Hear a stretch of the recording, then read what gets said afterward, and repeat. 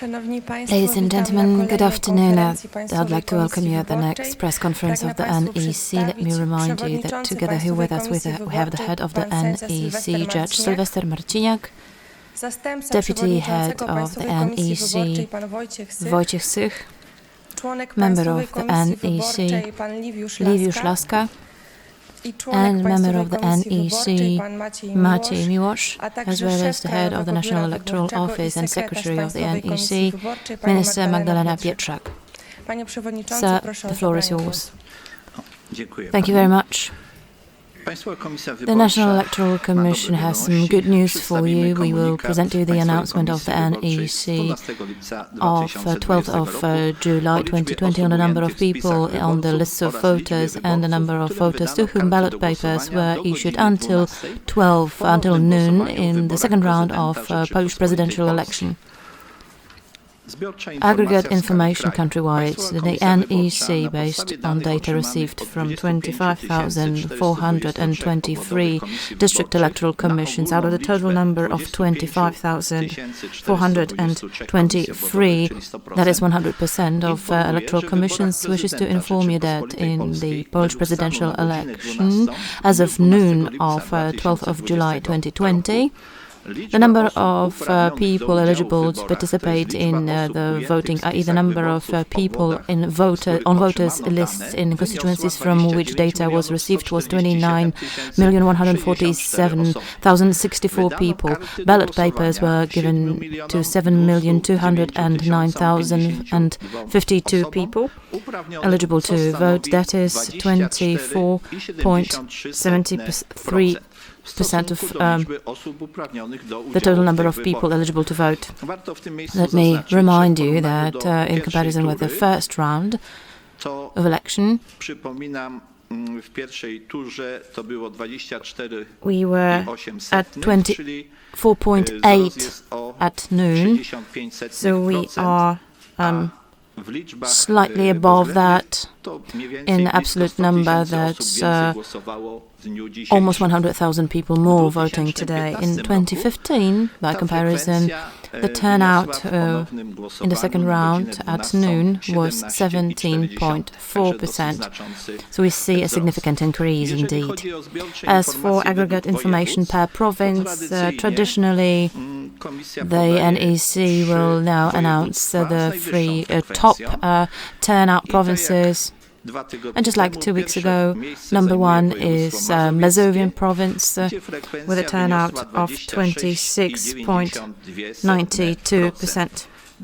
Number two, Lesser Poland, 26.53%.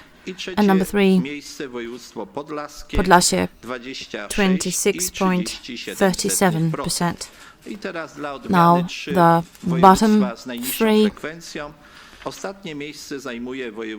The last one is traditionally, I may say, Opolskie province, 21.6%. Penultimate, Lubuskie province, 22.71%.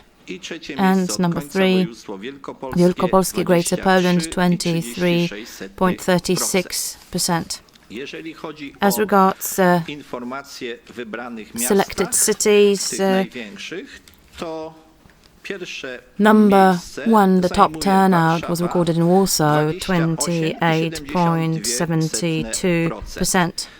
Number two, Zielona Góra, 28.17%. And number three, Toruń, 28.01%. As for the lowest turnout, I'll give you the names from the bottom. Gdańsk, 21.37%, Rzeszów, 23.95% of votes, and Gorzów, 26.01%. In comparison with the total number of voters, the highest number of voters took part in voting in Krynica Morska, Pomeranian province. The turnout at noon there was 52.36% of votes. In comparison, the lowest turnout was recorded in Górzyca, Lubuskie province, only 13.54% of the total number of voters. Thank you very much, sir. One second.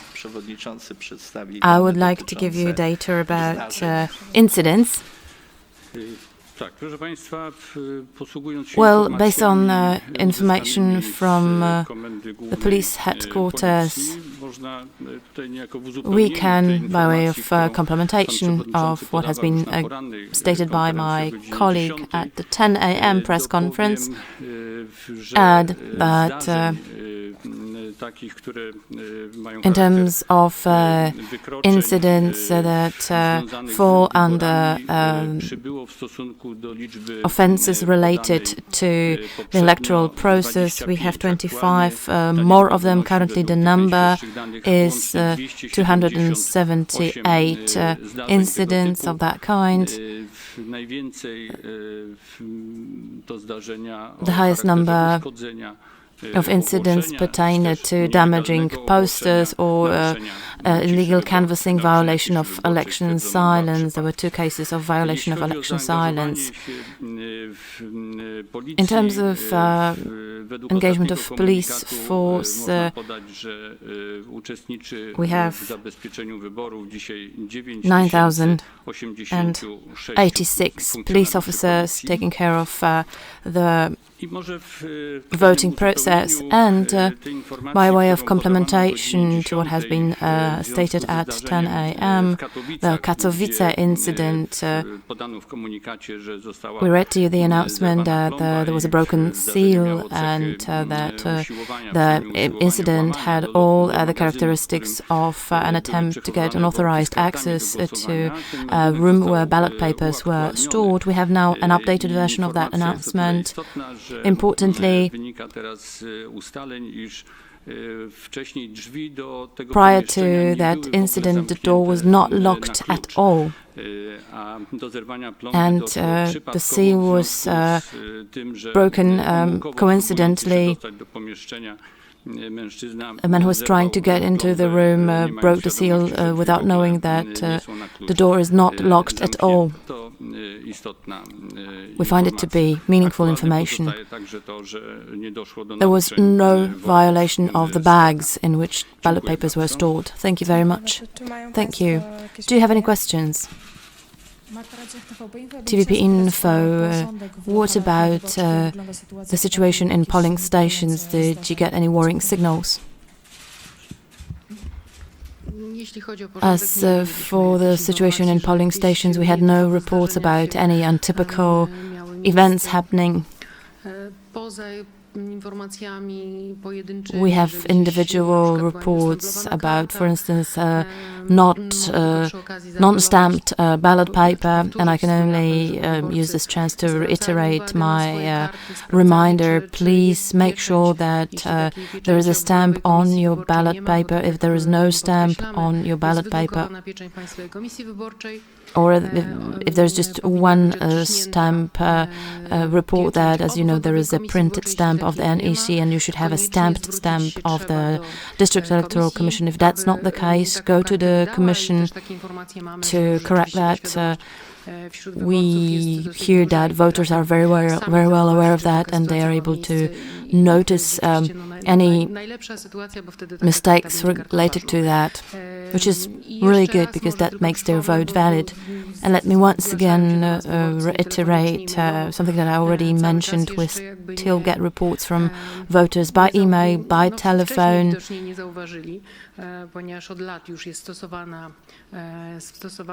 People who haven't been able or haven't noticed the fact that the the upper right-hand corner is missing. This is meant for people who use the Braille alphabet overlay. This is not a damaged or destroyed or faulty ballot paper. We still get reports about that, but don't have any concerns, please. In Poland, that's the correct card. Unlike abroad, no Braille alphabet overlays are used, so all corners should be there. Just in the country, the top right corner is cut off, and please make sure that there are 2 stamps on it. Małgorzata Tlińska, TVN24. Do you know anything about the course of voting abroad, the turnout abroad? We have reports about queues, for instance, in the consulate in Split, Croatia. And another question, Madam, you said that you can still volunteer to be a trusted representative in Poland until 9 p.m. What about places abroad? Is that also possible? Yes, the rules are binding both in Poland and abroad. No problem about that. Until the polling stations are closed, it is still possible. In places where people only vote by postal voting, polling stations need to be closed, and then the ballot box is opened. So the rules are the same in Poland and abroad. As for Split in Croatia, it is possible to vote there in person, and from what we heard, the number of people willing to cast their votes personally grew almost tenfold in comparison with the first round of election. Therefore, the queue. Polsat News. As of now, do you have any information about prolongation of election silence? That's my first question. Well, we have no reports, no information that might have any impact on prolonging election silence, but still, that's data as of 2 p.m. Let's just hope that there won't be any incidents that would make it necessary to prolong the election silence. And one further question from me. Can you make any comparison, first round vis-a-vis second round? Is there a greater turnout abroad? Well, from people who registered for postal voting or people who registered outside their place of residence, we can see that there's approximately 150,000 more than in the first round, which is more or less 30% more. What the final result will be, I can't say. There are countries like the US, for instance, or the UK, France, where voting is only possible in the mode of postal voting. We still don't know how many packages will be returned. We get some signals that more packages were already returned and still possible to return them today. Do you have any further questions? Polish press agency. Do you have any information about touristic spots that might find it necessary to use backup ballot papers or the reserve? Well, for the time being, no. I think that it's still premature to talk about that. But looking at the queues that are shown in the media in seaside resorts, for instance, we informed district electoral commissions that they should brace for higher number of people. We simply wanted to be prepared for that. We increased the number of people sitting on the commission. It is possible to increase the number and go above 13 people if the Commission finds it justified. Normally that is done upon request of members of the District Electoral Commission that might find it difficult to handle so many voters. We will see what will happen. We'll only get feedback from our delegation offices later on. And just to complement that, this week the NEC has taken several decisions to increase the limits of ballot papers in touristic spots in the mountains and on the seaside. So I hope that we will not run out of ballot papers, and there's still some reserve prepared. Thank you very much for your attention, and we invite you to the next press conference. Thank you.